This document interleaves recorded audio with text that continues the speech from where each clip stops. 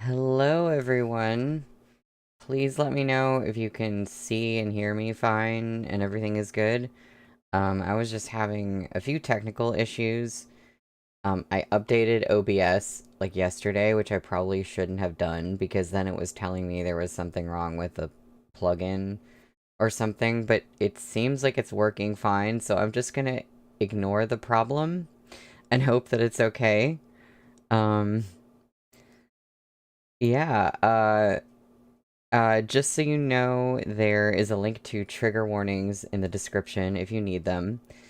And we're starting volume 2 of QJJ today, and I'm so excited. I is everyone here? Is everyone good? Because I can't connect to the chat right now for some reason. Okay, I can see your messages now. Cool. Awesome. It's good to see you all here. It just everything it's like a little bit gray and stormy out today, so I hope the internet will like behave. Um but I think we're good now. Um I it's been another weekend of being like, ugh, why can't I read ahead in this book series? I couldn't it's really weird having something that I do on Mondays where I'm like, damn, I can't wait for Monday. But that's kind of how it is now. Um, Also, I wanted to point out because this actually confused me at first when I was doing page math, chapter math, is the last chapter that we read at the end of book 1 was chapter 41, part 1. And I thought that like the part 1 and part 2 thing was like built into the chapters, but today our first chapter that we're reading is chapter 41, part 2. So I don't know if 7 Seas literally split up a chapter like that, or if it was originally like that. Maybe somebody knows. I thought it was kind of weird, but I was about to say, oh, now we're on to chapter 42, and it was like, no, we're still in 41. Um, oh, thank you. Thank you, Vase of Peonies, about the lighting. I appreciate it. Also, I need to fix this at some point, but I'm really sorry if you can literally see the video shaking slightly. I have a tripod with a ring light, and the problem is, like, it kind of wiggles a little bit, and I haven't been able to get it more stable. So, like, you probably won't notice unless you, like, make the video real big or you're looking at a big screen.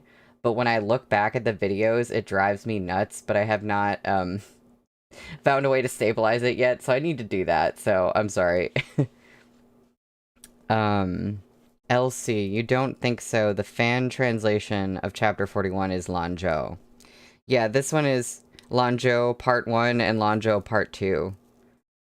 Um, Rumi, thank you. I think it's the ring light. I think it's because I'm not using my awful like overhead light, which just like washes everything out.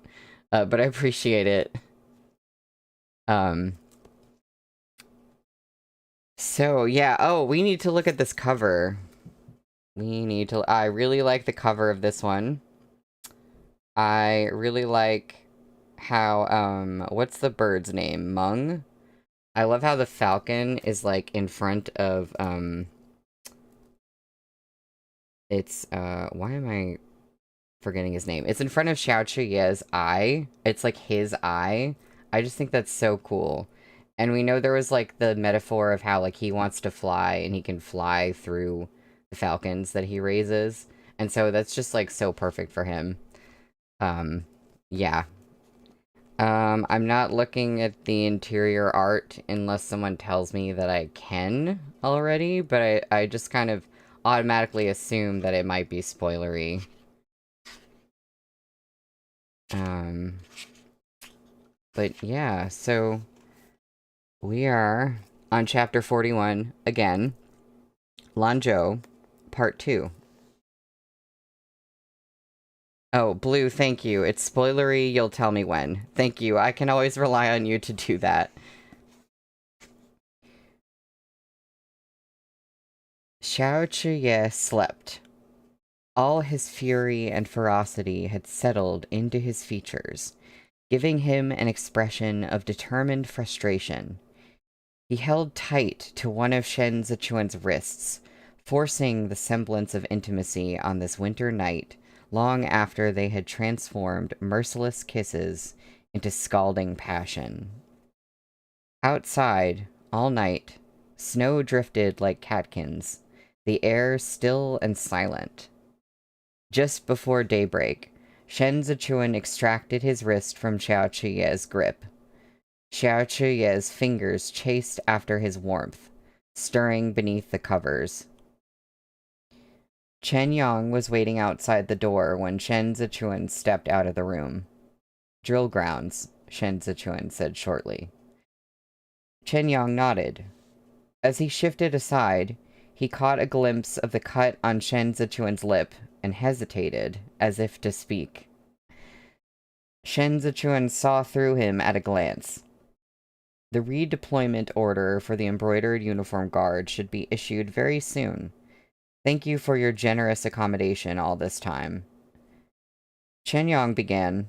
What happened a few days ago? What's done is done. There's no need to speak of it. Shen Zichuan was frostier than usual today. We're sure to run into each other now and again while patrolling the city.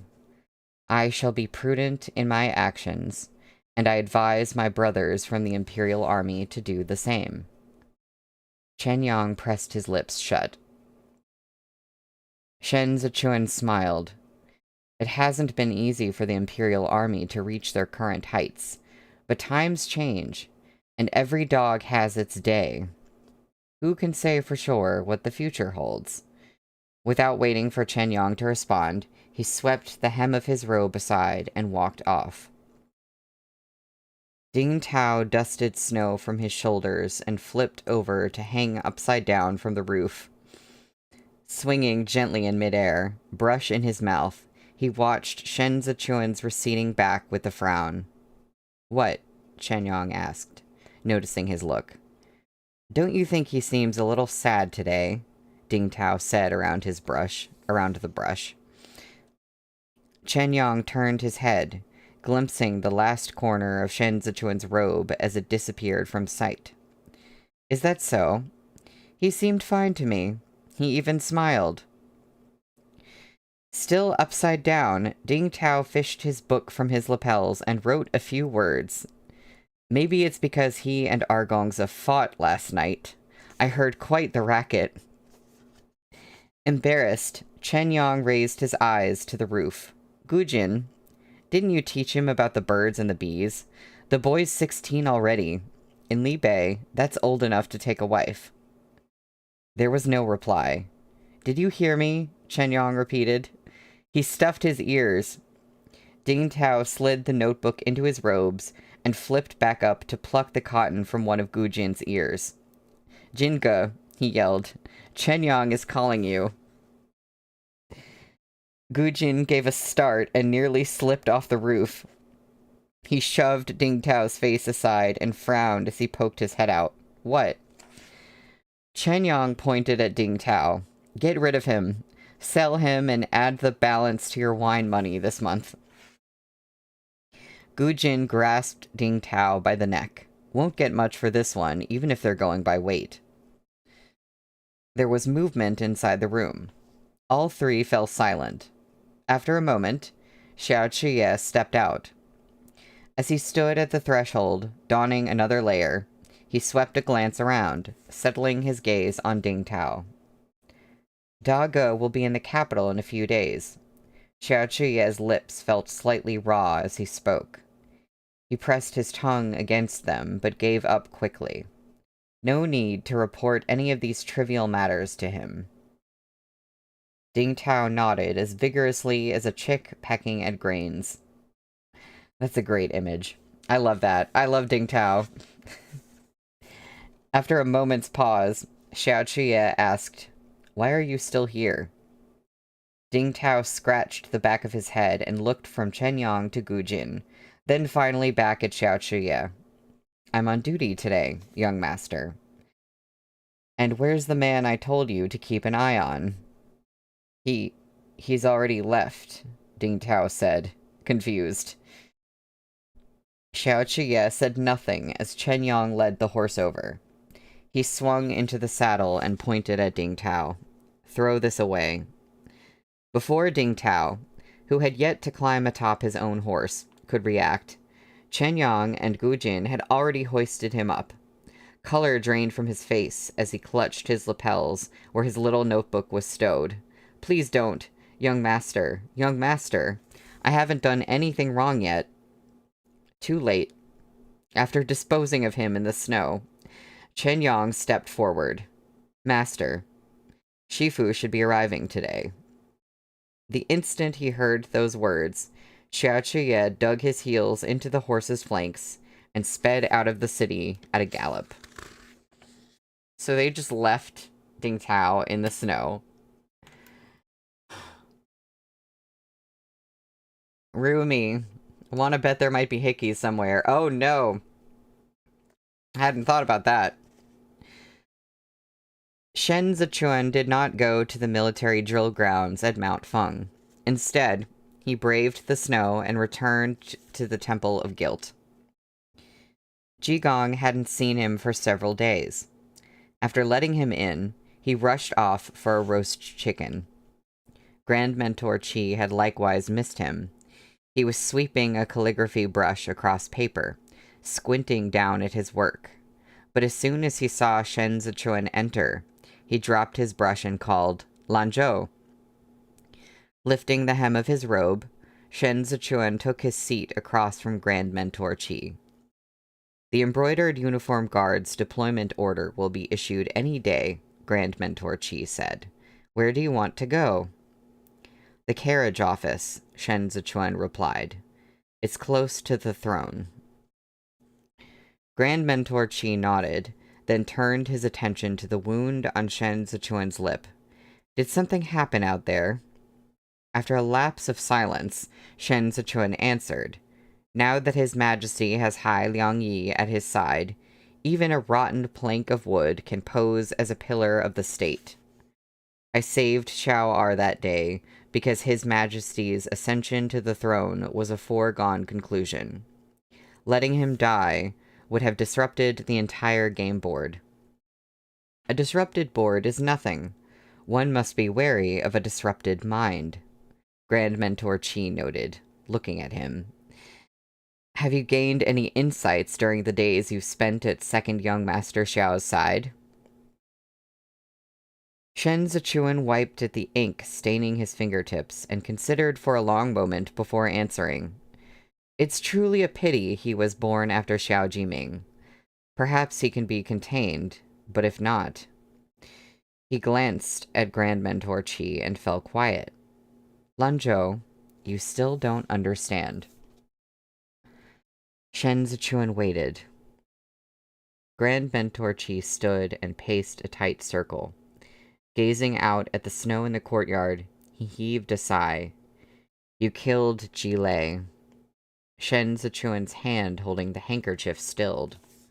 Lanzhou, we're trapped here. We subsist on hatred, but we mustn't let it poison us, Grand Mentor Qi said, in a raw show of emotion. 5 years ago, you couldn't have performed such a ruthless deed. Now, you're able to stand alone and do it without hesitation. I have been your scroll and taught you all I know. I don't want you twisted by hatred. Killing rarely leads to a righteous end. Those who walk too far down that road may never turn back. You must exercise your inner demons, or you'll forever be trapped in nightmares. Yes, Ji Lei deserved to die, but a clean slash of the blade would still have been death. Remember your days in Duanzhou. I have no wish to see you walk down a cold-hearted path that rejects all sentiment. You've said it's a pity Xiao Chiye was born after Xiao Jiming, but let me tell you, it is the exact opposite. Imagine for a moment that Ji Mu is the heir of Li Bei. Mightn't there be a reason for him to leave you in Chudu, other than resignation to fate? A fine blade develops its edge by careful honing. Xiaochuye is a blade. He has yet to notice it himself, but his elder brother has for many years pinned high hopes on him, and Li Bei has never been stingy when it comes to the praise he deserves. Had he been an expendable son, they could have indulged him and let him live a life of pleasure. Yet Xiao Jiming not only took him into battle, he gave the young Xiao Chuye a free hand in leading the troops. Even if Li Bei was backed into a corner with no room to retreat, do you really think the heir handed over his younger brother just to make him miserable?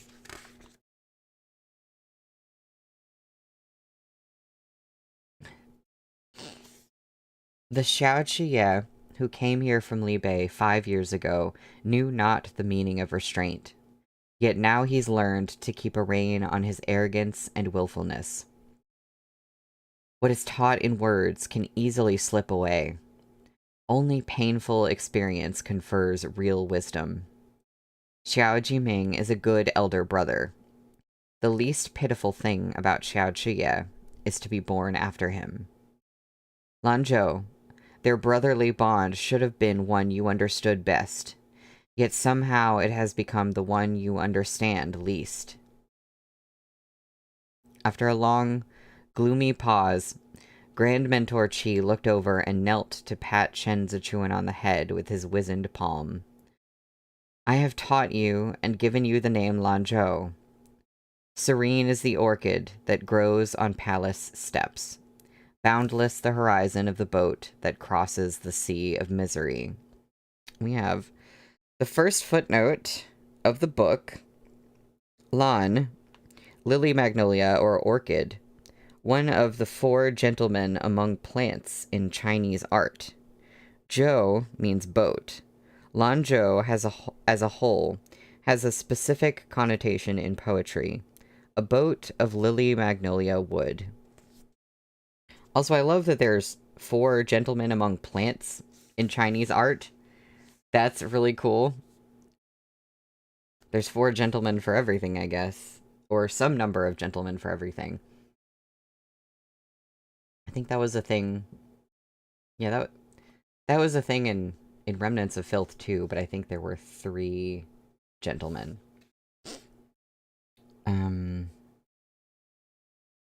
Where the heck was I? Oh. Wide is the heart that accommodates 100 rivers, broad the vision that encompasses 1,000 lakes. You're a good child. A death is merely a death. It may be hard to step away from hatred, but your heart must remain the same. Lanzhou, oh Lanzhou, don't you still have your Shifu and Xiancheng? Why must you force yourself to these ends? Perhaps we should talk about the unhappiness you felt over these 5 years. Shen Zichuan stared wide-eyed at Grand Mentor Qi. 25 years ago, His Royal Highness the Crown Prince passed away. I regret every day, and resent every night, that I was unable to take that blow for him, or kill his enemies with my own 2 hands.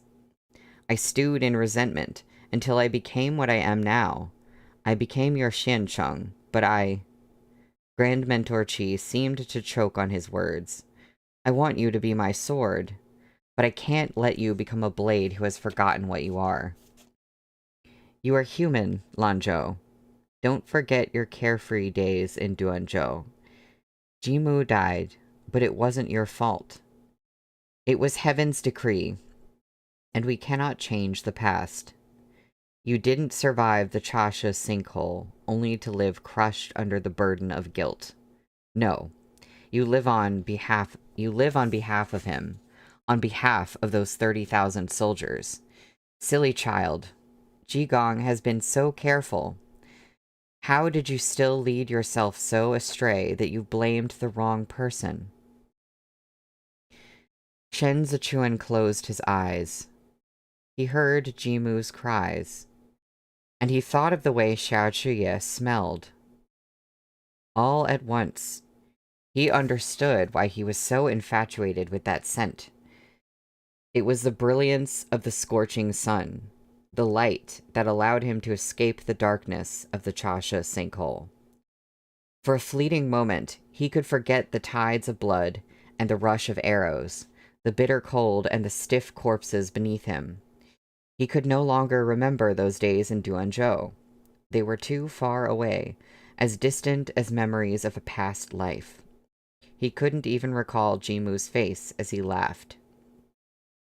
He had tumbled into a nightmare, tormenting himself every second of every day. Aspen tree. Nothing like sniffing your rival's handkerchief right after skinning someone. You know, yeah, when you when you put it that way. Jimu was dead. Why hadn't he died instead? That his Shifu didn't blame him was the greatest reproach of all. A lifetime of guilt from which he would never be freed. He couldn't be honest with Grand Mentor Qi. After living like this day after day, he had finally killed himself. Xiao Chuye was the bright reflection who possessed everything Shen Zichuan did not. He had observed Xiao Chuye, had tried clumsily to imitate him, to give himself the semblance of a person. He couldn't tell anyone that the Shen Zichuan living in this body was repulsive, a killer with a grotesque mask for a face. He was already standing at the edge of the abyss. Wolf, if you're in here right now, I am remembering what we were talking about earlier.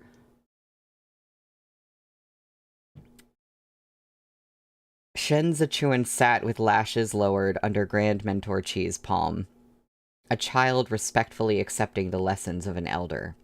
He was devout and obedient, yet it was in this moment he realized he could no longer shed tears. His throat bobbed. Eventually, he murmured, contrite, "It's just as Xiancheng says." 3 days later, the embroidered uniform guard's deployment order arrived. Han Chung, formerly the assistant commander of the 8 Great Battalions, was transferred to the embroidered uniform guard as chief commander, while staff from the 12 offices were all reassigned. Shen Zichuan was transferred from the elephant training office to the carriage office, and Ge Qingqing received a promotion from company commander to judge. Shen Zichuan's new authority token was inscribed with the words, Emperor's Entourage. The carriage office was a plum position. Working so close to the throne would give him many more opportunities to get in the Emperor's good graces. Xiao Chuye, already Supreme Commander of the Imperial Army, also took over the 8 Great Battalions as their new military commissioner, officially granting him oversight of all patrols in the capital. Since the morning he had parted with Shen Zichuan, he had welcomed Zuo Qianchou's arrival, and remained with him at the drill grounds at Mount Feng. He hadn't seen Shen Zichuan again over the rest of his stay at the Imperial Army compound. "Master," Chen Yang said quietly from beside Xiao Chuye. The original arrangement was the horse training office. Somehow, when it was issued, the order changed to the carriage office. Xiao Chuye's fingers stilled on the 9 rings puzzle he was solving. Perhaps he didn't care for us. But isn't it a greater risk to his life to work beside the Emperor? Secretariat Elder Hai was the one who urged the late Emperor to kill him. Living on the edge. It was never his intention to be a law-abiding citizen. Xiao Chuye tossed the rings down. Jilei is dead, and Han Chung is a stand-in from the battalions. The guard is unclaimed land. What do you suppose he intends by stepping up now? Chen Yang pondered. If he succeeds... Xiao Chuye looked out over the drill grounds. If he succeeds, he'll be armed with claws and fangs. Chen Yang said no more. The Ji clan dominates the embroidered uniform guard, Xiao Chuye continued. With Ji Gong as his shield, an old sentiment as his blade. Climbing the ranks will be effortless, but even if we can't get our own men in, we can still restrict his opportunities. Promotions and monetary rewards must be justified. As long as nothing unexpected happens before the throne, we can prevent him from making any moves. The Imperial Army is responsible for patrolling now. Why trouble the embroidered uniform guard? Understood. Xiao Chuye took a sip of water and pondered a moment. Pick a secluded spot and lay out a feast. He and I, we can pick our fights and still feed ourselves. He pursed his lips where he'd been bitten. After all, we're both disciples of the same martial line. And that is the end of the chapter. Okay, so now I'm seeing if they split up chapter 41 just for the 7 Seas editions, I can kind of see why. Like, if they're the first, if this is the first version to do that, they did it to pretty good effect. Because the last book ended in a really good place, and this part of the chapter makes for, like, a really killer opening. We are on page 23 for chapter 42, which is called Red Plum Blossoms. Oh, Rumi, I have, this is my Modauzersche bottle. And, wait, okay, the big one is this, like, modern AU Wangxian. But I've just got a whole bunch of the babies on there. I don't know which one you saw, but, oh, and then, of course, this, like, beautiful Wei Wuxian.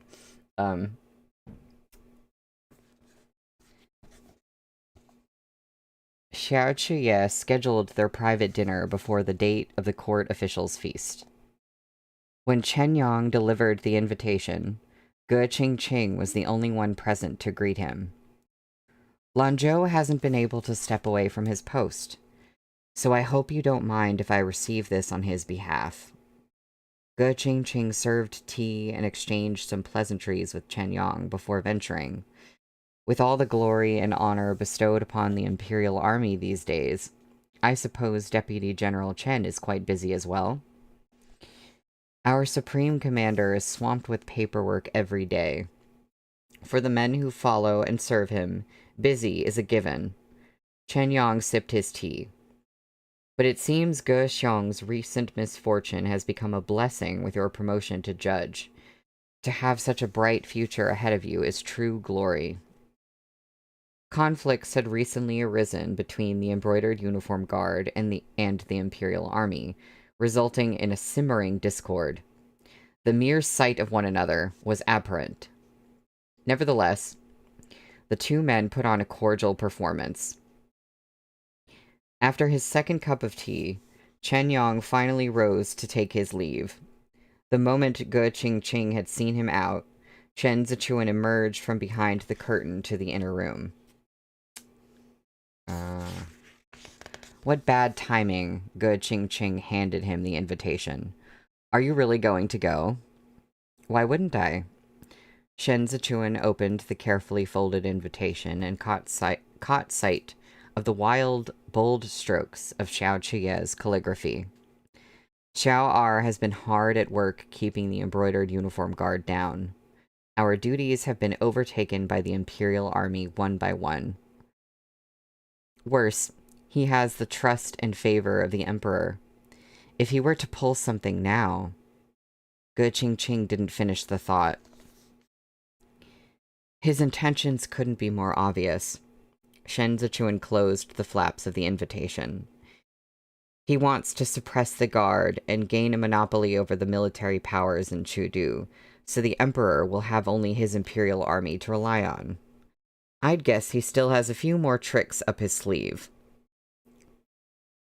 That's exactly why it's too risky to take Uncle Ji along to a feast right now, Ge Qingqing said. Shen Zichuan tossed the invitation onto the table. This involves Zuo Xianqiu. He won't lay a trap with him there. Still, Ge Qingqing was worried. Shen Zichuan pressed his lips together. The wound there had healed. "I'm going out," he said, draping his coat over his shoulders and bracing himself to face the snow.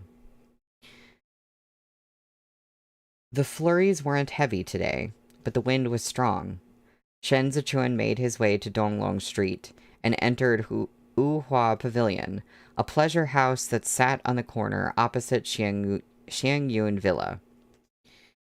Shi Hongxuan had taken up composing verses lately, which he had set to music and directed the courtesans on Donglong Street to perform. The production had become massively popular. Even better, he had secretly hollowed out the stage at Wuhua Pavilion and filled it with wide-mouthed copper vats before replacing the wooden planks. He had extensively trained the new batch of young dancing girls bought from Jueshi. When they were ready, he tied tiny bells to their ankles so that when they danced on stage, their wooden clogs kept the beat, and the tinkling bells echoed within the copper vats, producing an ethereal music. At present, the women on stage were still warbling his verses. Folding fan in hand, Shi Hongxuan reclined against a rattan chair on the third-floor mezzanine and listened with closed eyes. A maidservant soundlessly stepped across the woolen rug in her socks, knelt outside the bead curtain, and murmured, "Second master, your guest has arrived." Shi Hongxuan flicked his fan shut without opening his eyes. The maidservant rose and lifted the curtain. When Shen Zichuan entered, another girl was already kneeling at Shi Hongxuan's feet, massaging his legs. "See young Master Shen to his seat." Shi Hongxuan kept time with gentle taps of his fingers, absorbed in the song. The kneeling girl shuffled over and attempted to help Shen Zichuan out of his shoes. He raised a hand to forestall her and took a seat. When the final notes faded, Shi Hongxuan straightened up in his chair. He sipped his tea and pointed his fan at the girl by his feet. "This one's new. Untainted." Shen Zichuan didn't look at her.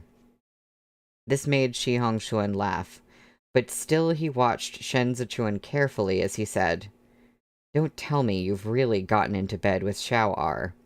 What, are you keeping yourself chaste for him?"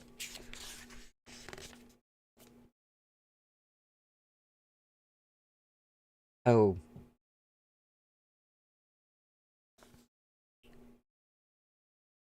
Oh, what am I saying wrong? Oh. Ohua? Ohua? Oh, chaste. Well, that one I'm saying wrong. There are too many words that I just, like, read and don't really hear people say very often. The locks of hair framing Shen Zichuan's face looked as if they'd been dipped in ink.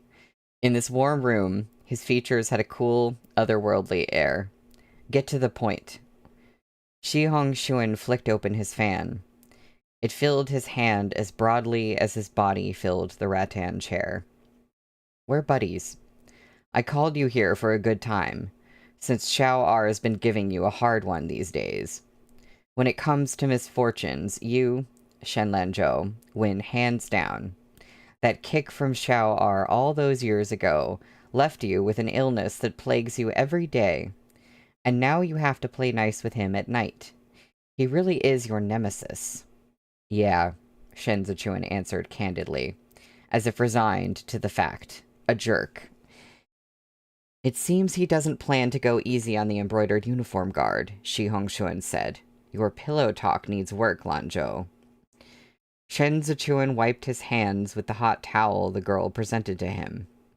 When he looked over with a smile, the coolness he had carried inside vanished without a trace, melting into his usual unassuming mask. "You're a besotted man so infatuated with your dear sister-in-law that the passing years mean nothing to you. One night together, and you became enamored. Xiao R and I have a mere physical connection. He would hardly listen to me. Shi Hongshuan picked up his chopsticks. So you're saying it was just a bit of fun? There's a method to such fun, Shen Zichuan said. A tumble in the sheets satisfies one's needs, that's all. Once you've enjoyed yourself, it's over and done with. If you obsess over it, it loses its simplicity, don't you think? Shi Hongshuan clapped his hands and laughed. Well, well, what a fine Lanzhou. I was afraid he might have you by the balls, and you'd forget we're brothers on the same side. Come, try this dish. Blue. You could say that. These are foraged greens delivered straight from Qinzhou. It's good stuff, not even seen in the imperial kitchen. As they sampled the dishes, Shi Hongshuan continued, Xiao R is truly ruthless. No one paid him any heed until he showed his edge during the autumn hunt. He can't hide anymore, so he faces everything head on. He took over command of the 8 great battalions, then handed all the key positions to his own trusted aides. At this point, none of the 8 great clans wield any real power. But on the surface, he's kept the peace so flawlessly that no one can scrape up any leverage against him, both annoying and despicable. Shen Zichuan spotted a plate of shredded cucumber on the table, but his chopsticks made no move toward it. That now has a double significance to us, I guess. Xiao R put all his chips on the table at the Nanlin hunting grounds, in the hopes that His Majesty would consider their friendship and let him go home. But his efforts were like drawing water through a sieve, and after all that, he now finds himself under the close watch of the 6 ministries. He can't turn back time, so all he can do is gather the military power in Chudu into his own hands. Comparing the Imperial Army to the 8 great battalions is like comparing a firefly to the moon. The former is useful, but not that useful. Now that he holds this hard-won prize, he will naturally not pass up any opportunity. In the past, we still had Pan Rugui and the 24 Yemen.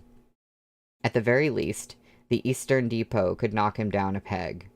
Now that Pan Rugui is dead, the Eastern Depot is weak. Very well. There really is no one in the whole capital who can take down this Xiao Zi'an. Shi Hongshuan took a bite. I've fallen out of His Majesty's favor these days. Hai Liangyi has his ear. Now that he's made up his mind to become the wise monarch of a golden age, he's much less willing to play with me. Shen Zichuan had finished eating. A man who has lived over 20 years has formed a fixed character, he said steadily. If a handful of words was all it took for His Majesty to mend his ways, nothing in this world would be difficult. Shi Hongshuan's hand paused. You mean... Hai Liangyi is a gentleman among gentlemen, Shen Zichuan set aside his chopsticks. He is water, so clear one can see right to the bottom. But his encounter with the current emperor is water meeting hot oil. Sooner or later, there will be an explosion. Xue Xiuzhuo has already reached a position of high honor. Can't he climb even higher? The Grand Secretariat is his for the taking, is it not? It's not as if he's unqualified, and the central administration needs talents like him. Shi Hongshuan mulled it over in silence. With enemies on our doorstep, Shen Zichuan continued, how can the 8 clans expect to gain any ground if they stand divided? You've finally become the head of the Shi clan. As they say, fortunes rise and fall. Now that the opportunity is within reach, are you going to let it go? Shi Hongshuan laid down his chopsticks as well. He mopped his brow with the handkerchief and looked at Shen Zichuan. You want me to unite the 8 great clans against Xiao-R? Xiao-R is only one factor. At the moment, civil officials have the Emperor's favor, and the Imperial College is on the rise. In a few years, when these sons of common families enter the official ranks one by one, what will happen to all the precious children of the 8 great clans who are used to loafing around? If the common-born scholars gain power, a new nobility will be born. Then the 8 great clans will no longer be the 8 great clans. We're playing 4D chess right now, and I am currently at like a 2D chess level. I don't totally understand what is going on. But that's just how it goes with this book at first. Even so, Shi Hongxuan said after a pause, "This is too thorny an issue. All else aside, Yao Wenyu would never agree. He's Hai Liangyi's student, personally instructed by the man himself. He spent years traveling the 4 corners of the land, learning from countless scholars and sages. There's no way he'll allow the Yao clan to ally with us against his teacher." The 8 great clans need only be 8 in number, Shen Zichuan answered with a smile. There's no reason they must stay these 8 clans. If the Yao clan is unwilling, simply pick another. Shi Hongxuan pushed aside his chair and paced around the room. After some time, he looked at Shen Zichuan. "But do you have any way to pin Xiao-R down? He wants to protect the Emperor. He won't sit idle while we make our move. Him we can deal with, but the Li Bei armored cavalry stands behind him.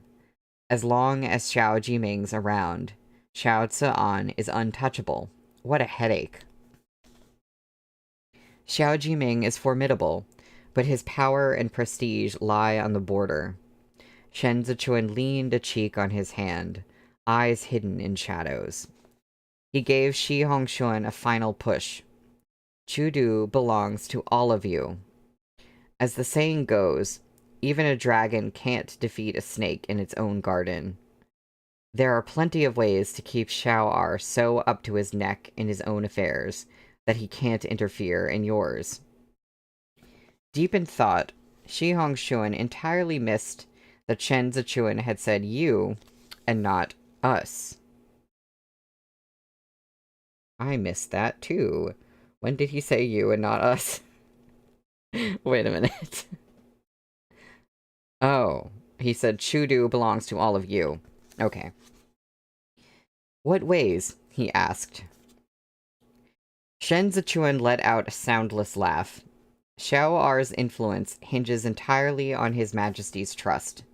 They're friends with many merry years of drinking behind them, not to mention Xiao-R just saved his life. Certainly there's nothing to be done about that at the moment. But here's the thing about sentiment. It's no more solid than autumn dew on the branch. It will evaporate as soon as the sun comes out.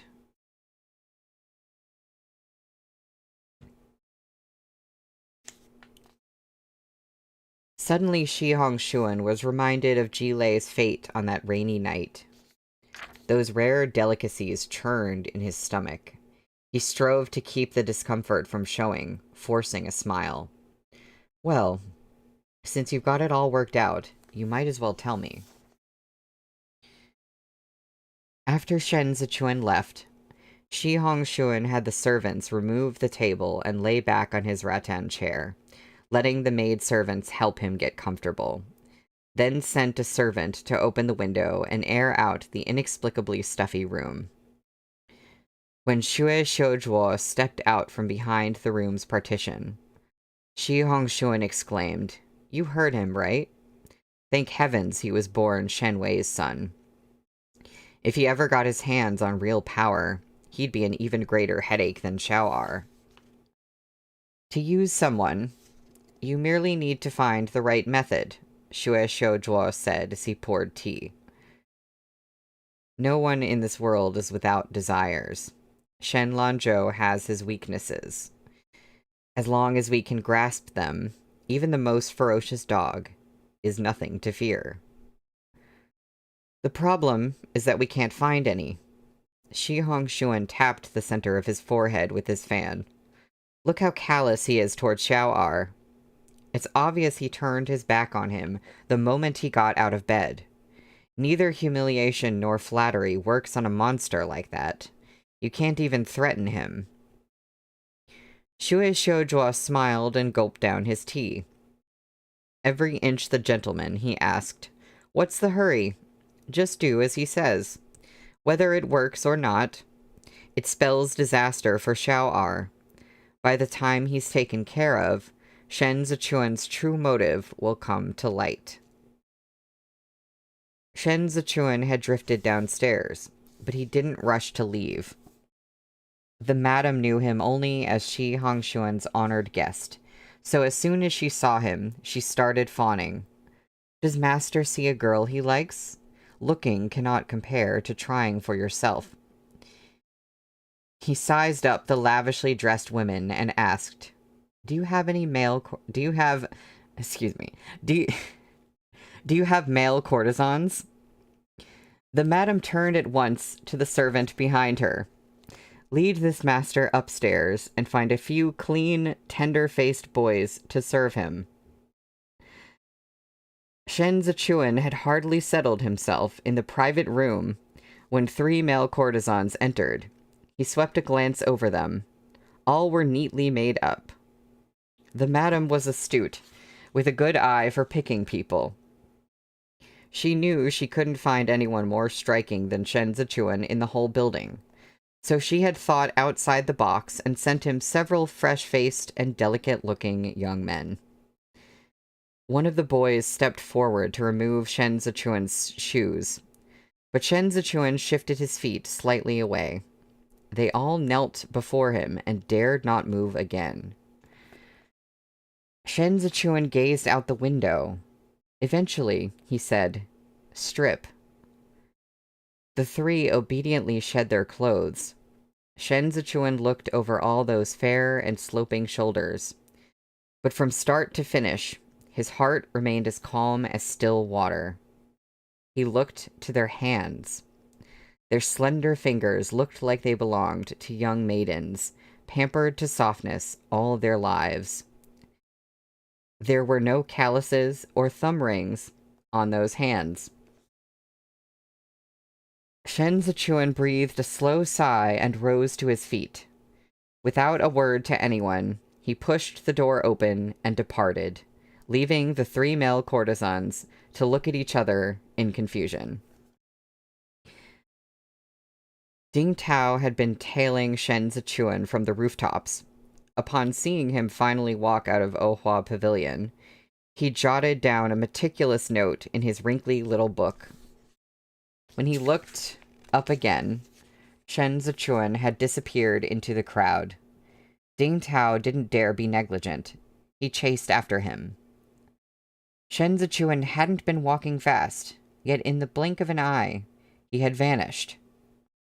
Ding Tao exclaimed and hurried forward, only to find his path blocked by a tall, sturdy man in a bamboo hat. The moment he drew near, he could tell this man was well versed in martial arts. There were people all around them. Ding Tao didn't wish to involve innocents. Rather than risk drawing notice, he let Shen Zichuan slip away, shaking his fist in frustration. Yet as he made his way back, the thought struck him. There was something familiar about that man. A tall, sturdy man in a bamboo hat. I wonder who that is. The sky darkened, and the snow grew heavier. The stranger walked for some distance, bamboo hat pulled low over his face. At his next turn, he realized he'd entered a blind alley. Shen Zichuan stood behind him. You've been following me for half a month. What do you want? Oh. Okay, maybe... No. Do we know who this is? We might know who this is. The man chuckled, pressing the brim of his hat lower. How perceptive. When did you notice? You're very good at concealing your breathing, Shen Zichuan said. Didn't you show me some of your tricks when you disappeared the moment you were released from prison, leading your pursuers on a wild goose chase out of Chudu? You've certainly gone to great pains. Finally, the man tilted the brim of his hat to reveal a stubbled face. Chao Tianya blew a wisp of hair off his forehead and said, You could have lured me into a wine shop. Do we have to talk standing out in the cold? Rabbits are hard to snare. Shen Zichuan studied him. Should I call you Chao Tianya or Song Yue? As you please, Chao Tianya said. Call me Chao Tianya, and we're on friendly terms. Call me Song Yue, and you'd be my master. They're the same person. I wasn't expecting this to be who Song Yue was. Chao, okay. Because he was supposed to be looking for someone named Song Yue. And then I remember like sometime last book, he told Ji Gong something like, oh, I think I found him, I just need him to appear, or something like that. And I was just like, I don't know who this is. The judge of the embroidered uniform guard is a capable man. Why take orders from my teacher? It can't be helped. Chao Tianya barked out a self-mocking laugh. I owe Grand Mentor Qi a debt that can only be repaid with a lifetime of servitude. So the reason everything went so smoothly at the autumn hunt, Shen Zichuan replied, was due to you. As your subordinate, I follow your cues, Chao Tianya said. You set out to kill Prince Chu that night. You just didn't expect Xiao R was brazen enough to stick him right in the midst of the embroidered uniform guard and take them all for a ride. But you're quick-witted. You seized the opportunity to make sure Xiao R owed you a favor. That's all I can do, Shen Zichuan said. Chao Tianya brushed snow off his shoulder. From now on, I'll follow you, master. If there's meat in the future, just don't forget to spare me a bowl of broth. I'm much easier to provide for than those personal guards Xiao R keeps. Ding Tao is young. Shen Zichuan tossed him a money pouch. But Chen Yang and Gu Jin are tough nuts. Chao Tianya caught the pouch neatly. You've dug up all there is about Xiao R, yet he still remembers the kindness you did him in saving his life. Shen Zichuan smiled. Sounds like you want to work for him. Chao Tianya raised his hands innocently. My loyalty is unwavering toward my master. If Xiao R is willing to buy me for 1,000 gold, of course I'll be willing to go through hell for him instead. A pity there's already such a crowd around him, Shen Zichuan observed. It seems there's no space for you. My young lord, Chao Tianya cocked his head and squinted, has a truly vicious mouth. Shen Zichuan's expression all but said, You flatter me. Chao Tianya gave him a smile that was all teeth. Then again, what you said applies to us both. 8 days later, Shen Zichuan and Ji Gong arrived at the dinner as promised. Ding Tao had clearly lodged a complaint. Gu Jin, who hadn't touched a drop all day, stood outside the door of the manor with him. He spotted Chao Tianya walking behind Shen Zichuan from a distance away. Ding Tao immediately went up on his toes and whispered in Gu Jin's ear, Jinge, that's him. He's the one. When Chen Yang led Shen Zichuan and Ji Gong through the door, it should have been obvious Chao Tianya ought to remain outside. But he didn't seem to notice. Just as his foot was about to cross the threshold, Gu Jin stopped him. I heard you stood in this brat's path a few days ago. Gujin swept his sharp eyes over the bamboo hat. What kind of hero are you, bullying a child? Ding Tao harumphed with righteous indignation and parroted, Yeah, what kind of hero? Qiao Tianya burst out laughing. He pulled off his hat and said with an impish grin, I thought we were here to eat. Do we have to fight, too? This is my first time meeting your little buddy. Perhaps you got the wrong person? Hey, how can you say that? Ding Tao fumed. There's no way I got the wrong person. Gu Jin pulled Ding Tao back and faced Qiao Tianya straight on. The two men were of similar height. As they squared off, they came so close to each other that they were almost bumping chests. This isn't the time, Gu Jin said. We'll settle this later. I'm busy. Qiao Tianya tugged at the lock of hair on his forehead and threw Gu Jin a provocative grin. After all, my master only has me. I don't have the leisure to raise a little brother for fun. Gu Jin spat coldly. Let's have your name. There will be plenty of occasions for us to meet in the future. This humble servant is Chao Yue.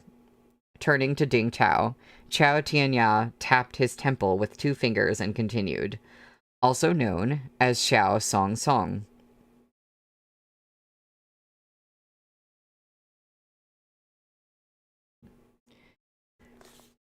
Chen Yang led Shen Zichuan and Ji Gong deeper into the sprawling estate. They strode down a covered walkway and stepped through a moon gate into an elegant courtyard abloom with red plum blossoms. Hey, that's the name of the chapter. Xiao Chuye was waiting under a tree when Shen Zichuan arrived. Their eyes met for a flashing instant. Before any subtle feeling could be conveyed, both men averted their gazes. Xiao Chuye turned to Ji Gong with a smile. Please excuse me for not going out to greet Shishu when you braved the snow to come here. The table is set, and Shifu is waiting inside. Ji Gong held out a hand to stop Xiao Chuye from bowing. Your Shifu broke away from the Ji clan more than 20 years ago, and your martial arts now has a distinctive style all its own. We aren't of the same martial clan. There's no need to be so polite. We come from the same martial line, so we're of the same martial clan, Xiao Chuye said. It's all thanks to learning G-style boxing that I could master the blend of martial arts from various clans. I've long admired Shishu's reputation. This respect is only what's owed. After making his bow, Xiao Chuye led Ji Gong inside, though he didn't forget to turn to Shen Zichuan and say, It's also been a while since Lanzhou and I saw each other. Shen Zichuan smiled as he strode across the threshold. You've such power and influence now. Shixiong must be busy these days. We're brothers of the same martial lineage, Xiao Chuye said calmly. No matter how busy I am, I'll always make time for you. It wouldn't do for you to neglect official business on my behalf, Shen Zichuan answered. My duties have been much lighter in my new post. It seems Shixiong's already been looking out for me. It's been my pleasure. Xiao Chuye lifted the curtain. If you want to be busy, just come to me. I'll make the bed in welcome and have it ready for you any time. The phrase was a politeness you would offer any guest, but the back of Shen Zichuan's neck ached as soon as he heard the word bed. A phantom heat lingered where those teeth had pierced skin. So searing, his smile faded. Zoi Qianzhou was attired in a wide-sleeved robe with slanting collars, his white hair pulled into a neat topknot.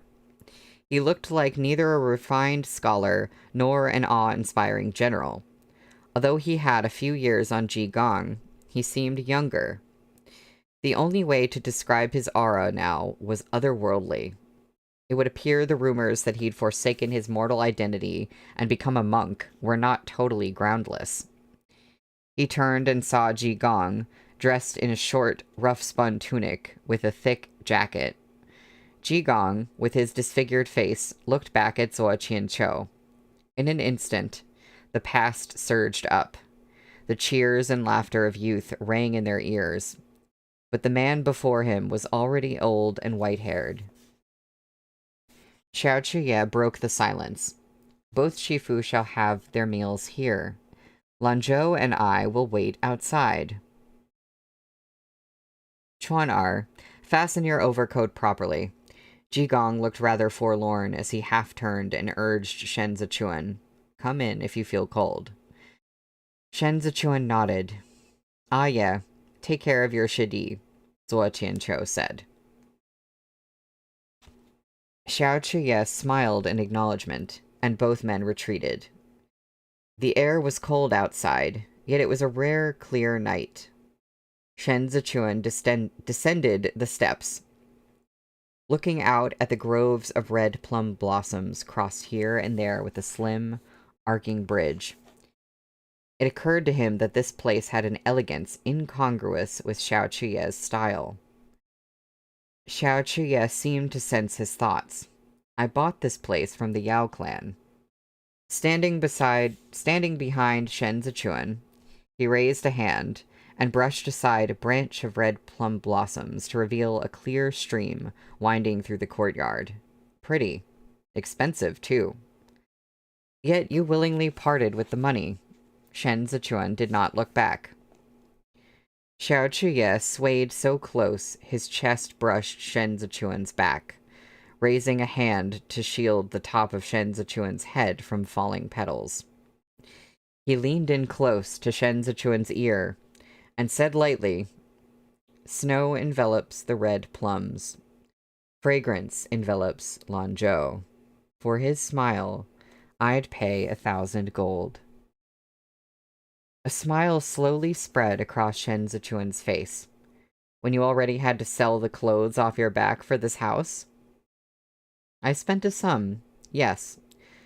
But Yao Wenyu was selling it at a low price. Xiao Chuye paused. You certainly ran fast. You've spared no effort avoiding me. It's not that I'm avoiding you. Shen Zichuan lifted a finger to push away Xiao Chuye's hand. But really, what important matters do we have that must be discussed face to face? Xiao Chuye smiled and said ruthlessly, shouldn't you show your Argongza a little tenderness after betting him? Shen Zichuan took a few steps forward, widening the distance between them. Turning, he scrutinized Xiao Chuye in silence. Under the starry sky adorned with plum blossoms, both men, in retrospect, came to understand something. Xiao Chuye realized what he'd grabbed that night was water. Once it flowed through his fingers, it was gone.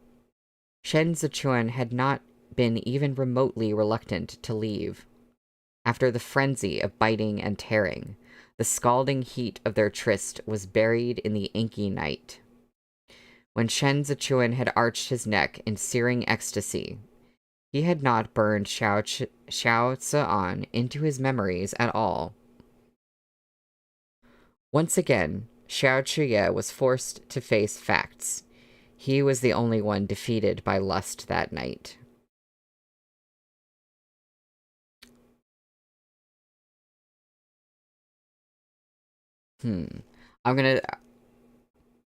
I noticed something, but I'm gonna say it at the end of the chapter, because we're almost there. I advised you already. Shen Zichuan raised his hand to pull down a branch and said to Xiao Chuye, his tone almost bewitching, it would be best not to bite this neck. The pleasures of the bedroom, Xiao Chuye challenged with a frivolous smile, are not something I can take sole credit for. The greatest difference between you and me is desire. You are filled with it, and trying desperately to hide your wild ambitions. The nape of a neck is a single minor adversity. You've clung to me, wanting to resist it, wanting to defeat it. In the end, you've lost. You see, Tsa'an. Here, Shen Zichuan plucked a plum blossom, tore the petals, and put one in his mouth. I am not at the mercy of lust, so how do you plan to win against me? Xiao Chuye stepped closer and grabbed Shen Zichuan's hand that held the flower. He leaned in, his features indifferent.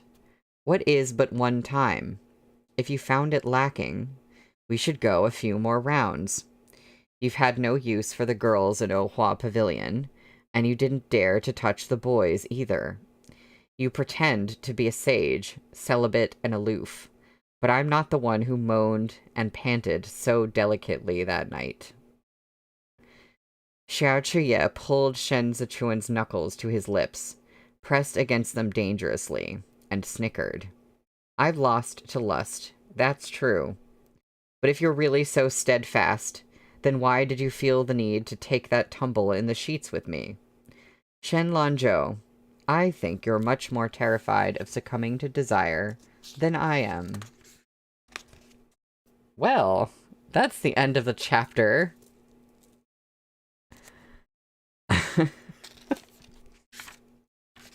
So, what I noticed is that it said, under the starry sky adorned with plum blossoms, both men, in retrospect, came to understand something. And then we got basically a breakdown of what Xiao Chuye came to understand. At least what he thinks of the situation. And we did not see in Shen Zichuan's head. So, I feel like there's been a lot of situations like that so far, where we're actually getting, like, way more into Xiao Chuye's head than Shen Zichuan's, and he's, like, still...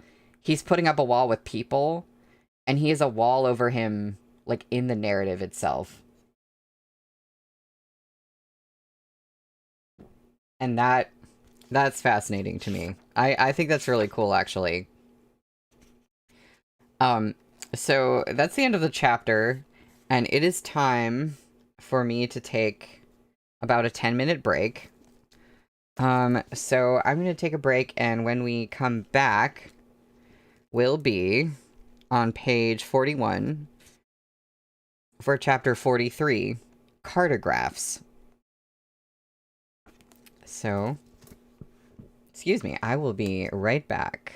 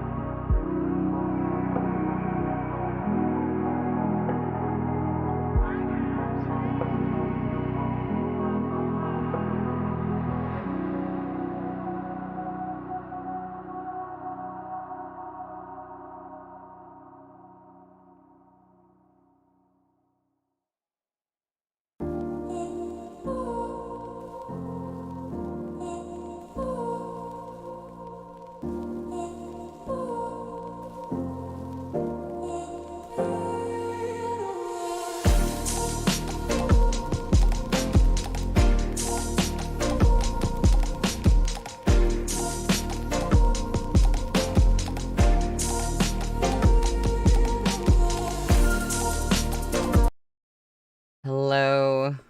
We are back. We are so back.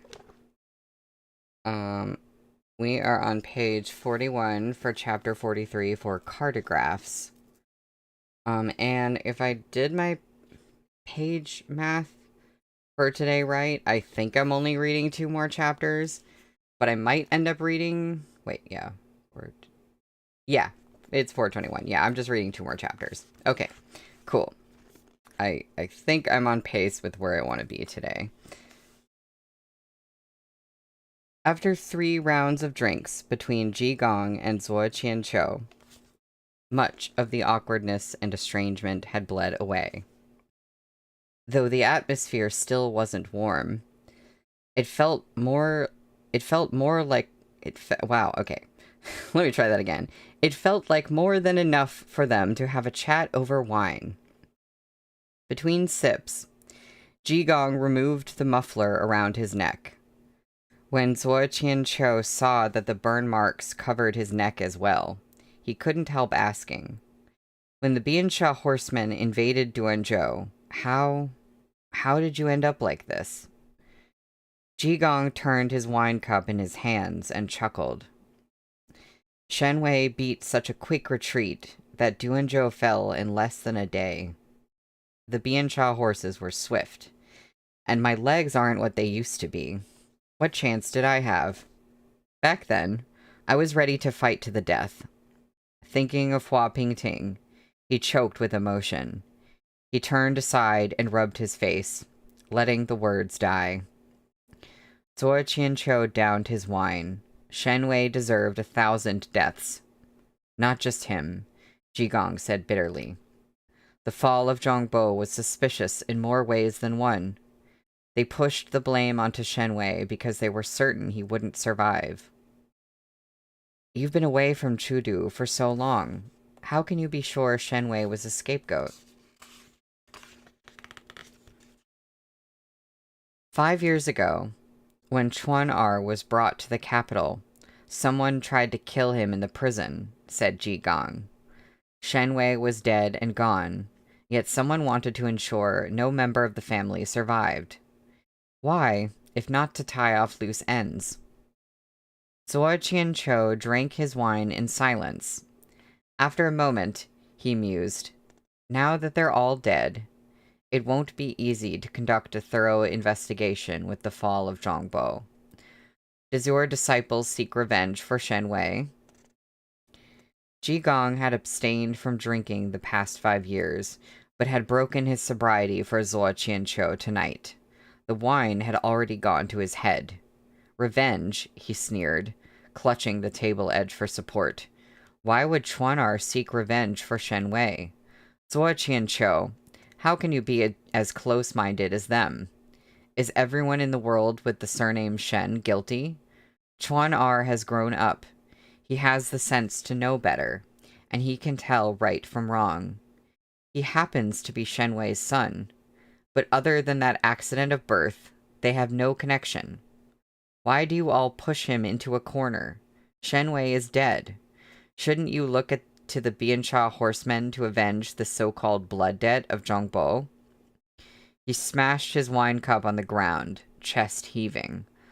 "A thorough investigation of the Zhongbo defeat isn't for any revenge, but to discover the reason behind his suffering. You were a general too. Has it not occurred to you? If they could raise Zhongbo 5 years ago, then they can do the same somewhere else 5 years later. Back then, the Biansha horsemen kept such a close pursuit. How could they have done it unless they had a map and some help from within?" Zuo Qianqiu sighed. "Gangdi, don't be angry. When Jiming arrived in Zhongbo, the first thing he did was cut off the route between Zhongbo and Dancheng, specifically for the sake of investigating the source of Biansha's intelligence. But the situation was critical then. Do you know how difficult it was? All evidence pointed to Shen Wei, yet he self-immolated, leaving only a single disfavored son of common birth. How could this survivor not arouse suspicion? After a moment of silence, Jigong said, "That kick from your disciple nearly killed him." Zuo Qianqiu drank deep again. "I won't defend him, but please understand, Gong Di. We each have our own experiences and act in pursuit of our own goals." "Sure," Jigong sneered. "Just pay lip service and consider it a closed case." Zuo Qianqiu set another empty cup on the table and shouted, "Ah, yeah." The door opened at once. Zuo Qianqiu poured wine into the cup with one hand and tossed the cup toward Xiao Chiye with the other. "Apologize to your Shishu and Shidi." Jigong reached out and intercepted it, balancing the cup on one end of his chopsticks. "We were the ones whose skills left much to be desired back then. Chuan R, why don't you come and make the toast?" As the words left his mouth, he sent the cup spinning toward Shen Zichuan. We don't need to be throwing these cups all about. There's no reason. Xiao Chuye intercepted it in midair. "Lanzhou, it's my responsibility. Don't fight Shixiong on this, all right?" Shen Zichuan lifted a leg and tapped Xiao Chuye's arm with his toe, knocking it aside. "Shifu's orders must be followed. Shixiong, please allow me." The wine cup pitched and fell from Xiao Chuye's hand. Their palms brushed past each other. Xiao Chuye drew back and shoved Shen Zichuan's arm away. But just as the cup was about to crash to the ground, Shen Zichuan caught it with the top of his foot and flung it back into the air. What are they doing? What is this? Wait, there's art. There's art. I'm not looking at it yet. Oh my god. Okay. Their exchange stirred up an audible breeze. The wine cup had fallen and flown between them, but not a single drop had spilled. Jigong, who had been holding his chopsticks the whole time, now applied them to some of the cold dishes. These moves were not passed down by the Ji clan. Zuo Qianqiu watched them fighting. Those are the Shao clan's moves. They resemble a fierce raptor grabbing its prey. Once caught, it's hard to break free. Lanzhou, focus your attacks on his legs. Disrupt his balance. Shen Zichuan immediately retracted his hand and, taking a short step back, launched a kick. Xiao Chuye dodged. There were things he wanted to say to Shen Zichuan, but before both Shifu, he kept silent. He parried the kick, grabbing Shen Zichuan's ankle. Using his own body to block Shen Zichuan from the elder's view, he ran his hand along the curve of Shen Zichuan's calf before gently tugging him closer. "How terrifying," said Xiao Chuye calmly. "I'm powerless against your kick." Xiao Chuye's touch almost sent Shen Zichuan rocking off balance, but he still had to reach out to grab the cup as it fell. Xiao Chuye patiently waited for him to catch it before throwing a punch straight at Shen Zichuan's face. Ji-style boxing. Jigong's chopsticks paused. He held back judgment for a moment as he watched, then conceded. No wonder Chuan R spoke highly of him. Xiao Chuye's physique was perfectly suited for it. This punch was so well executed, not even Jigong could find fault. Cup in one hand, Shen Zichuan dared not take the punch straight on. He leaned backward. The gust of wind from Xiao Chuye's fist brushed the hair at his temple. Before he could straighten, Xiao Chuye pressed in. Following the momentum of his punch, his hand darted into Shen Zichuan's collar, picking out the remnants of the plum blossoms Shen Zichuan had bitten. Alright, well, we're gonna look at the art.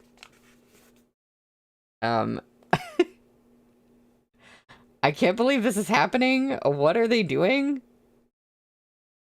Like, excuse me. And they're doing this in front of everyone. That's what's really getting me. You've fallen into my trap. Xiao Chuye's eyes glinted with mischief as he slid the rest of the plum blossom onto his tongue. Shen Zichuan struggled to rise, still holding the cup. But Xiao Chuye thwarted his attempt. He suddenly looked up and cried, "The wine is spilled." Stunned, Shen Zichuan lifted his head to see. Xiao Chuye seized the chance to grab his wrist. Pressing his thumb up along Shen Zichuan's pulse, he tilted Shen Zichuan's palm toward him and downed the wine in one draught. "Thank you for the wine, Shidi," Xiao Chuye said, backing away and assuming the posture of a gentleman. "The taste of it leaves a lingering aroma in my mouth." They're in front of everyone. Shen Zichuan rose to his feet and returned the bow with a sweep of his sleeves before setting the empty cup back on the table. His wrist burned from Xiao Chuye's touch. Oblivious to the surging undercurrents between them, Jigong said, "The difficulty in weaving the threads of 100 schools of martial arts together lies in creating a seamless whole. You taught him well." "He has a long way to go," Zuo Qianqiu demurred. "I can see Lanzhou specializes in G-clan mental cultivation techniques. His focus is truly impressive." As the two elders refilled their cups, Xiao Chuye and Shen Zichuan retreated for the second time. The instant the door shut behind them, Xiao Chuye grabbed hold of Shen Zichuan. "They're likely to drink into the night. It's cold out. Let's sit inside." The north end of the corridor led to the Yao clan's old study. To keep the room dry and protect the books, a heating system had been installed beneath the floor. The books had yet to be removed, and all 4 shelves of the open bookcase were filled with antique ornaments, calligraphy, and paintings. Xiao Chuye shed his heavy overcoat and sat behind the desk with a foot propped on his knee as he flipped through a book. This estate was built by the old master of the Yao clan. Plenty of good stuff is hidden here. Yao Wenyu doesn't like to play, so they've been left here all this time, untouched. Shen Zichuan wiped his hands clean before reaching for the books on the shelf. The Yao clan loved books. The old master of the house had arranged them neatly by subject, and though a long time had presumably passed, the pages showed not a speck of dust. Xiao Chuye must have given orders to take good care of them. Each took a side of the room and kept to themselves. Shen Zichuan, with his discerning eyes, spied a bound book of illustrations of the Hongyan Mountains among the travelogues. He opened it, and sure enough, found cartographs of the northern mountain range. The Hongyan Mountains were divided into 2 ranges, east and west. The western range extended down to Luoxia Pass, and wrapped around Chuancheng, separating it from Huaizhou in the west. It was the frontier of the Zhou Empire until Xiao Fengshu expanded the territory and pushed the border all the way to the eastern side of the mountain range, thus carving out present-day Libei. Shen Zichuan flipped to a detailed description of the Northeast Provisions Trail. Chudu controlled and coordinated the logistics of all the granaries in the land, and mostly transferred its army provisions from Juexi's Qinzhou region to its troops in the north and east. These 2 major regions could not be accessed via waterways, so Chudu had constructed highways specifically for the transport of provisions. The situation in Qidong had always been more complicated, but Libei's Northeast Provisions Trail was clear-cut. Grains were transported from Qinzhou to the port of Yongyi, traveled from the port of Yongyi to Chudu, then from Chudu to Chuancheng. From Chuancheng onward, they proceed straight along the Northeast Provisions Trail to reach Libei. You know, this must be important to interrupt our flirting. This must be very important, and I'm not absorbing any of it. The Northeast Provisions Trail was an important transport route for Li Bei's military supplies, guarded at multiple points along the way by the Li Bei armored cavalry. Even if the Emperor himself stepped onto this road, he couldn't pass through without Xiao Jiming's commander's tally for authorization of passage. The defense of the Northeast Provisions Trail had ever been unassailable, no matter how brutal the battles at the borders became. Not once did the Biansha horsemen manage to even get within sight of it. 5 years ago, Xiao Jiming was able to deploy troops to the south so swiftly precisely because the Northeast Provisions Trail happened to pass near the northwestern side of Cizhou. The security of this supply line gave him the confidence to dispatch his troops without delay. The Northeast Provisions Trail. Xiao Chuye had drawn close up behind him at some point, looking at the pages in Shen Zichuan's hands. Are you interested in military strategy? Nope, Shen Zichuan replied without thinking. That's all right. Our Gongzi will teach you. Xiao Chuye took Shen Zichuan gently by the wrist and guided his finger, sliding it toward the Chasha River at the eastern edge. You recognize this place, right? The Chasha River of Zhongbo is our Great Zhou's easternmost line of defense. Ford its waters, and you'll find yourself in the Great Desert of Biansha. It's actually pretty interesting. Until that battle, the Biansha tribes of the south only ever dared attack the Bianjun commandery. Shen Zichuan looked where his fingertip rested at the southeast corner of Tianfei Watchtower. There, abutting the desert, was the Bianjun commandery, the only break in the fortress of the Zhou Empire. It's because of the location of Bianjun commandery. To its north is Tianfei Watchtower. To its south is the Suotian Pass. Bianjun sits at that crucial weak point in our southeast corner with no geographical defensive advantage. Xiao Chuye leaned in closer, his focus on the map. The Lu clan guards this land. Do you know Lu Guangbai's nickname? They call him Beacon Smoke and Rising Sand because the Lu clan defends tens of thousands of li of smoke beacon towers in that desert. The Biansha horsemen are crafty and favor night assaults. Every time they clashed, Lu Guangbai would light up the smoke beacons. The Bianjun commandery garrison troops are the best infantry in the empire for night strikes. They're experts at laying ambushes. Getting a little excited, Xiao Chuye slid Shen Zichuan's finger across the map to the Bianjun commandery. Of the 4 great generals, Shifu is most skilled in defense. Because of the terrain around Tianfei Watchtower, there's no need to initiate attacks or dispatch troops. Don't be fooled by how unremarkable the Bianjun commandery looks. In fact, Lu Guangbai is the best in the country at attrition warfare. Neither my eldest brother nor Marshal Qi is as formidable as he. The Bianjun commandery has no cavalry. Shen Zichuan turned his head slightly and cast Xiao Chuye a glance. Xiao Chuye smiled. He seemed particularly relaxed at this moment. Lu Guangbai doesn't need them. His soldiers are the bane of cavalries. The Lu clan has stood guard in the desert for generations. Henry, thank you. Good luck trying to understand this without looking at the map every 2 sentences. That is why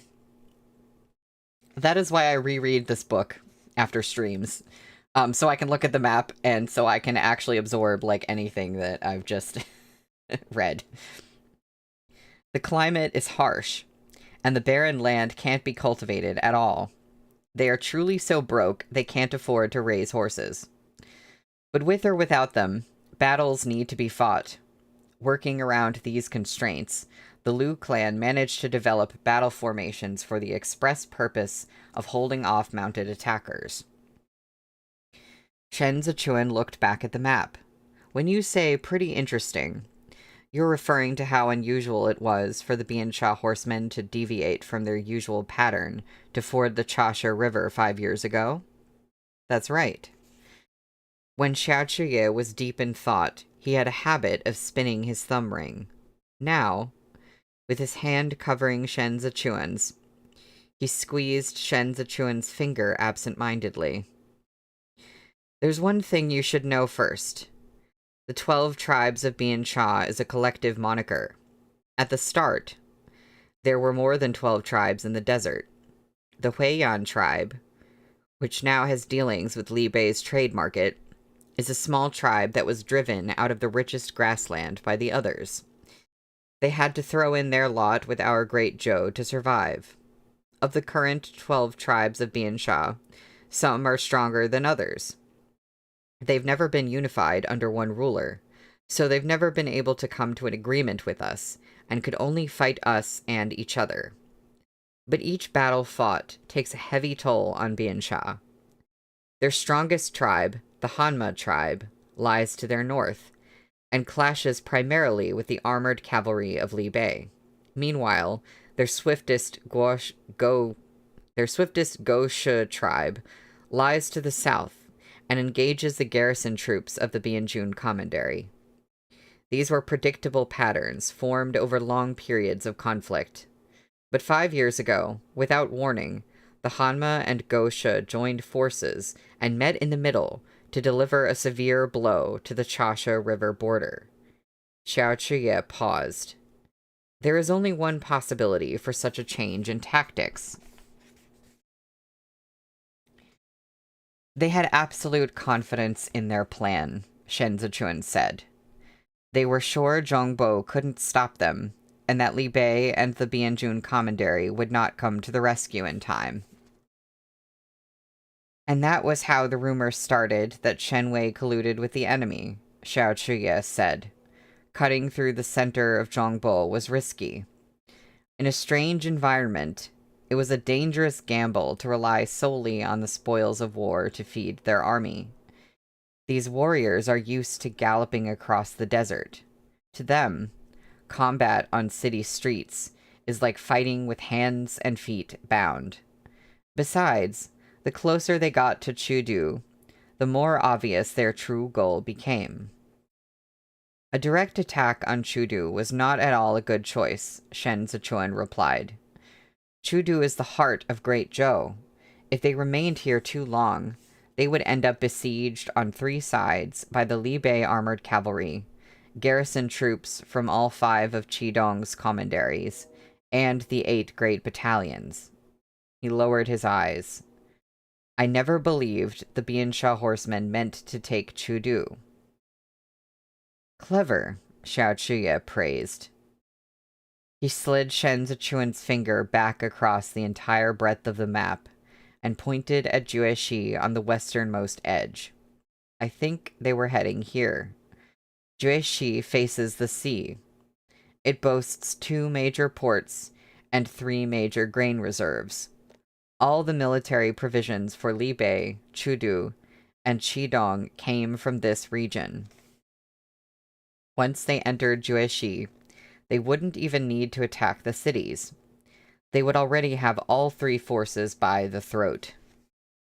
Without help from the inside, this would all be a flight of fancy, Shen Zichuan mused.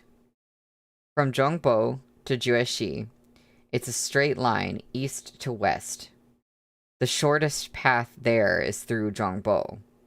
Shen Wei opened the gates and gave them the courage and provisions to push farther in. If it wasn't for the Northeast Provisions Trail, Daga couldn't have sent troops for at least 7 more days. In those 7 days, if the 8 great battalions failed to stop them, the Biansha horsemen would have arrived at the port of Yongyi, Xiao Chuye said. This is the real reason for Li Bei's wrath. In war, nothing is too trivial for scrutiny. We could forgive Shenwei a defeat. We can never forgive him a stab in the back. Shen Zichuan suddenly turned and looked up from their hands on the map.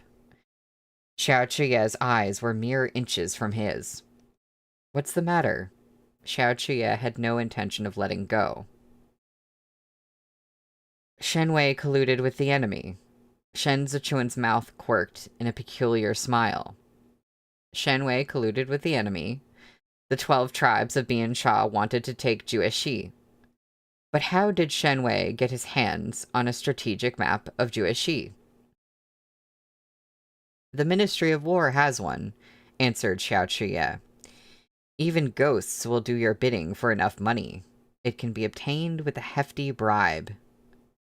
In that case, said Shen Zichuan, it's not just Shenwei. Anyone could have done it. That's the end of the chapter. I'm sorry, like, I feel like just me reading that out loud, and you, if you're just hearing that and you're not following along with the book, I don't know how you processed any of that. Because I know I didn't. But, like, I know there's some implications happening, and they're interesting, and they're important, and I just don't fully understand them. But, yeah, so that was a lot. But we are on page 53 for chapter 44, which is called Night Chat. I like the sound of night chat. Maybe it'll be a little bit easier to understand. That may be so. Xiao Chuye looked down. But Shenwei was the one who determined success or failure on the front line. His features held an uncharacteristic tenderness with his lashes lowered like this. The brilliant interest from earlier had yet to dissipate. It shimmered in his eyes like fireflies in the night. Shen Zichuan watched him for a moment. The Ministry of War has had no significant personnel changes in the last 5 years. You can investigate if you want, Xiao Chuye said. I won't stop you. Of course you won't. Shen Zichuan shifted his gaze back to the book. Because you want to look into this too. The Hua clan should be the most likely suspect. But there are 1,000 simpler ways to dispose of a tainted blade like Shenwei. Involving too many people would only leave a more damning trail. Well, you killed Jilei. Xiao Chuye smiled. I imagine he gave you plenty of information. Hiding it away is no fun. Lay it out on the table so we can speculate together. Oh? But I already knew everything you said. And you know nothing of what I might say. Shen Zichuan extracted his hand inch by inch out from under Xiao Chuye's.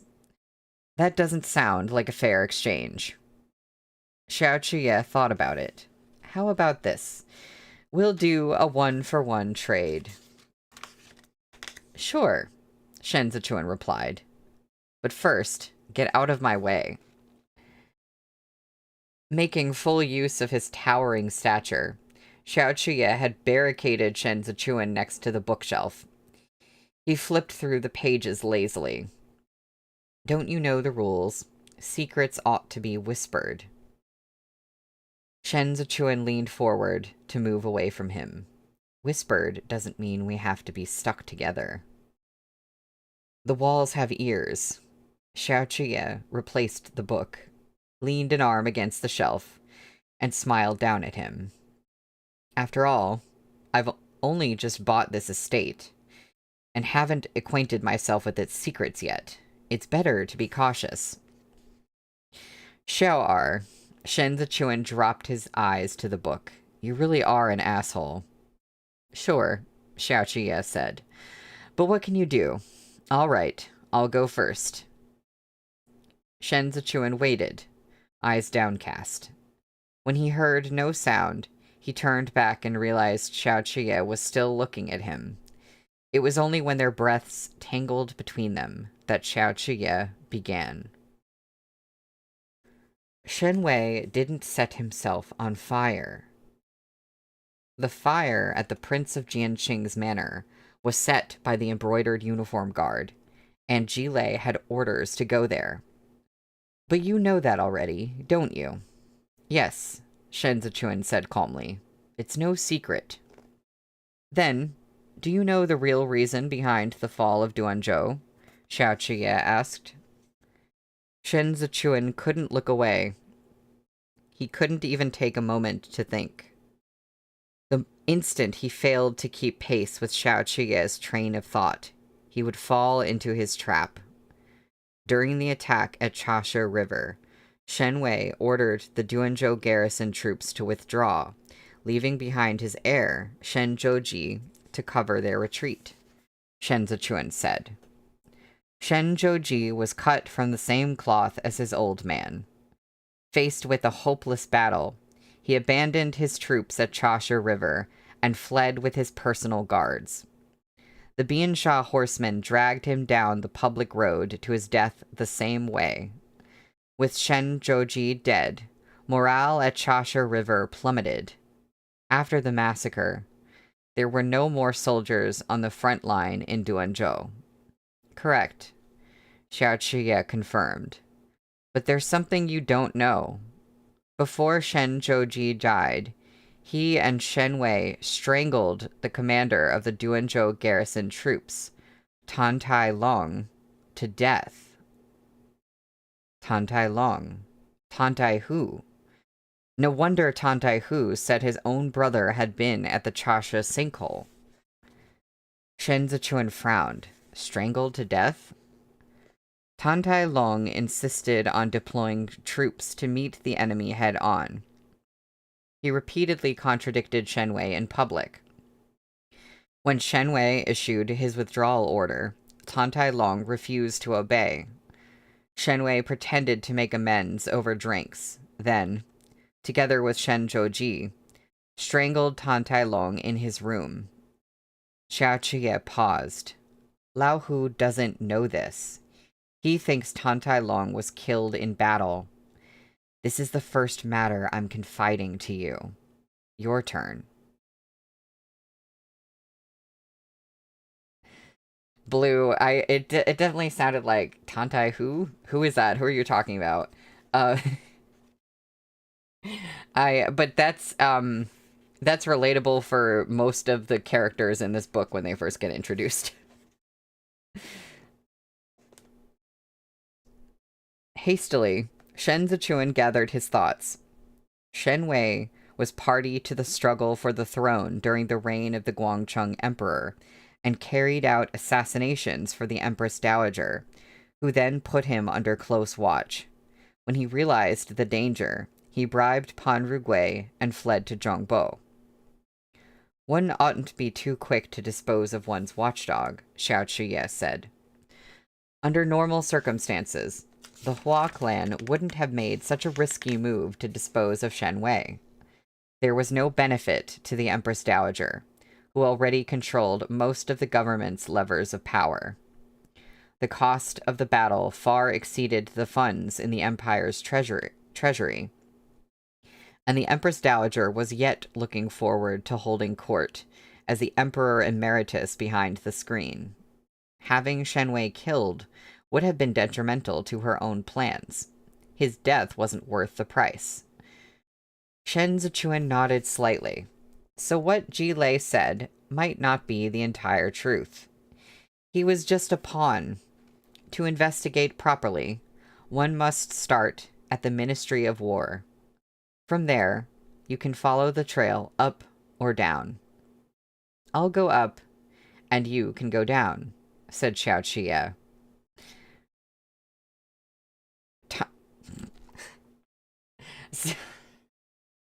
I was about to say, what are you saying? And then I realized that, oh, okay, they're really making that joke.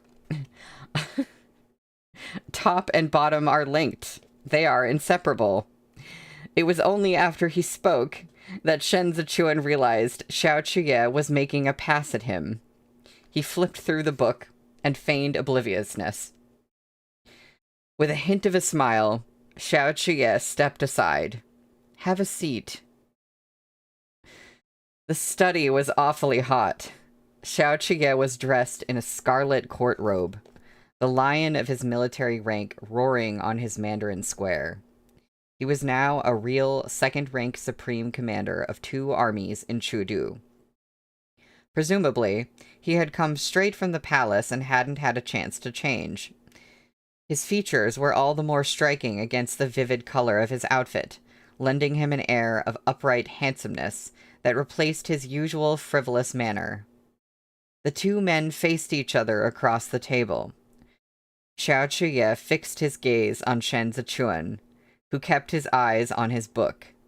He didn't bother to hide his interest now. His examination idled around Shen Zichuan's neck and settled on his hands. He was no longer relegated to considering one spot. He wanted to behold every inch of Shen Zichuan. He watched Shen Zichuan's fingers curl as he reached out to flip a page, and thought of those same fingers damp with sweat, and how they had curled just like this as he gripped the sheets, rocking like surging waves. Shen Zichuan felt Xiao Qiye's gaze on him as a physical touch, as though he was still holding Shen Zichuan's finger in his hand. A strange restlessness came over him. He closed the book and looked squarely at Xiao Qiye. Said Xiao Qiye. Shen Zichuan laced his fingers together, curling his lips in the ghost of a smile. The Imperial Army is so busy these days. I'm afraid you'll have no time to investigate these extraneous matters. Xiao Qiye twirled his ring around his thumb. It's temporary. If the embroidered uniform guard has time to spare, they can share the Imperial Army's burdens. I'm a humble soldier with neither an official post nor the favor of the Emperor. How could I have any say in what the embroidered uniform guard does or does not do? Shen Zichuan leaned back in his chair. The Imperial Army has to manage capital patrols, as well as private cases of the Imperial Court. The Supreme Commander must go to great pains to exercise prudence in all matters. It must be exhausting. Ever since he'd sidelined the embroidered uniform guard, Xiao Qiye truly had been busy. He could hear the condemnation in Shen Zichuan's words, so he also folded his hands, set them on the table, and said with certainty, "You want to make trouble for me." "Tit for tat," Shen Zichuan replied pleasantly. "You interfered with my rotational duties, which has granted me free time. Naturally, I must thank you properly." "There are many ways to express gratitude. Why not choose one that would please everyone involved?" asked Xiao Qiye. "It seems you indeed have friends in the 6 ministries." Money at home cannot compare to friends at court. A friend told me something. I have a feeling you'd be interested too. Xiao Qiye looked at him steadily. "I'm all ears." Shen Zichuan surveyed the study. "Come to think of it, it's a pity I've yet to meet this unpolished jade Yao Wenyu. I imagine you're on good terms with him?" "A passing acquaintance," Xiao Qiye said. "Nothing compared to you." The Yao clan is on the decline, yet they still stand among the 8 great clans. Some people may find that unacceptable, Shen Zichuan noted. Yao Wenyu is Secretary Elder Hai's official pupil, yet he keeps his distance from the imperial court. Such a stance is as good as throwing away his weapon and offering himself up for slaughter. The Yao clan may be on the decline, but the echoes of power and prestige accumulated over 3 reigns remain, Xiao Qiye said. Yao Wenyu is a virtuous gentleman scholar, but he is by no means a fool. Who would want to cross the Yao clan? Shen Zichuan affected a contemplative expression. How should I know? Xiao Qiye fell silent, but a moment later he was forced to admit, You aren't so generous, Lanzhou. In pretending to make me your confidant, you've only made me uneasy. If we're going to investigate together, I'll gladly help within my capability, Shen Zichuan said. It only occurred to me today, since you're on such good terms with the Yao clan. The 8 great clans have stood tall for such a long time. Look how important you've become. Isn't it to be expected that they would scheme against you? And if the Yao clan isn't willing to play along, it will inevitably become the target of the other clan's ire. By taking command of the 8 great battalions, the 8 great clans' most important asset in Chudu, Xiao Qiye had broken their hold on military power. Losing a position in court was nothing. Younger generations at home could replace them. But losing the 8 great battalions meant they were truly under someone else's boot. It was one thing for the 8 clans to counterbalance and plot against each other, and quite another to be under the control of Xiao Qiye. As the adage went, what was long divided would surely unite, and what was long united would surely divide. There's a footnote. Opening line of Romance of the Three Kingdoms, attributed to Luo Guanzhong, a historical war epic considered one of China's 4 great classic novels. Now, the 8 great clans had a reason to unite.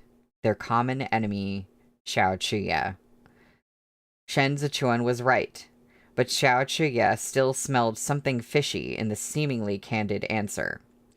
Without batting an eyelid, he said, I don't pose that great of a threat to them yet. The key to long-term success is to nip threats in the bud, Shen Zichuan replied. You showed your edge once already, at the autumn hunt. Pretending now that nothing happened is like covering your ears while stealing a bell. Who's your friend? Xiao Qiye asked abruptly. Shen Zichuan smiled. Even if I told the truth, would you believe it? Xiao Qiye stared restlessly at Shen Zichuan. He wouldn't. This man was as sly as a fox. Every word he said sober was an alloy of truths and lies. He was far too difficult to deal with like this. Xiao Qiye had found him much easier to talk to in bed. I'll find him, Xiao Qiye leaned in, closing the distance between them. As long as you leave the slightest trail, you won't be able to escape my eyes. You are going to be scrambling just to keep your head above water, Shen Zichuan said cheerfully. Better think of a way to safely ride out this storm first. To think your heart doesn't ache for me at all. Xiao Qiye lightened his solemn expression. One night spent as husband and wife. Affection for 100 days of your life. Lanzhou, you're too callous. Shen Zichuan parroted his words from earlier. That's right, but what can you do? Xiao Qiye sat down and, leaning back, propped his leg on his knee. He considered a moment. This matter can be easily resolved. It's a minor concern. But I'll have to thank you properly for this reminder tonight.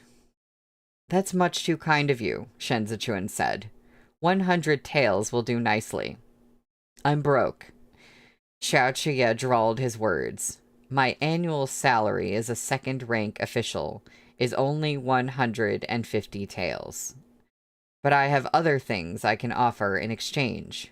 Our gongzi can warm your bed. Forget it then. Shen Zichuan smiled politely. I'm used to sleeping alone. I don't need a bed warmer. Habits can change. Xiao Qiye lifted his knuckles to his nose to smell Shen Zichuan on his skin. Casting a sly glance at Shen Zichuan, he said, Have you gotten used to sniffing my handkerchief? Caught off guard, Shen Zichuan clenched his hands, leaving red marks on his fingertips. Xiao Qiye studied the face of this beauty under the lamplight. The calm facade he clung to, the reddened fingertips he tried to hide. Finally, he pointed to his own ear and declared wickedly, "Lanzhou, you're blushing." That's the end of the chapter.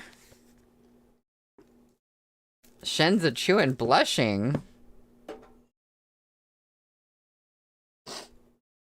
That was not... you know, he's so,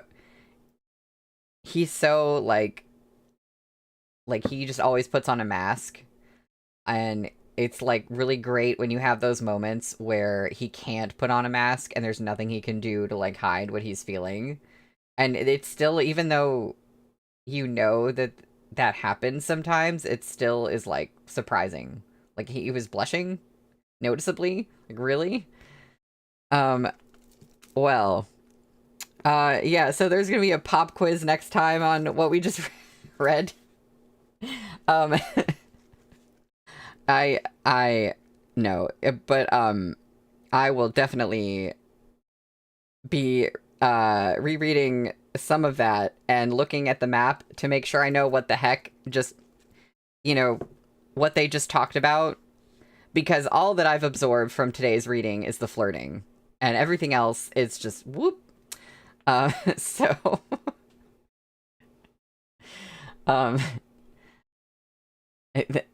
Henry, the ancient am I gay test. Oh, can I show... Wait. Is the map in this one different from... Oh, okay, wait. I think... I will show you guys the map. I'm not sure if this one has more detail than the previous map, or is it the same? Maybe someone can tell me. Sorry, it might be kind of hard to... I don't know if you can read that very well, since the paper's shiny, but, that's, I think it's the same as the last one? Like, did they add something on the outside part? No, okay, it's the same. Cool. I was like, wait a minute. The map. Okay. Because there were some, like, places, too, the, like, far east and west where it's kind of vague, and I was like, well, maybe we'll get more details over time, but, oh, Rumi, you screen grabbed it. That's a good idea. Yeah. Yeah, I know I'm gonna be looking at that a lot. It's weird because I've never been, like, a maps in books person, because I just don't understand, like, I'm just not good at interpreting a map in general. Like, my sense of myself in, like, in space is not good, so I'm just like, this does not make sense to me. But this series, I have been, like, I go back and I look at the map, and I actually find it really helpful. And I'm like, wow, that's a first.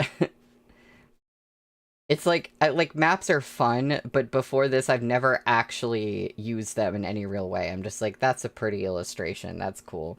Yeah, it's definitely needed here.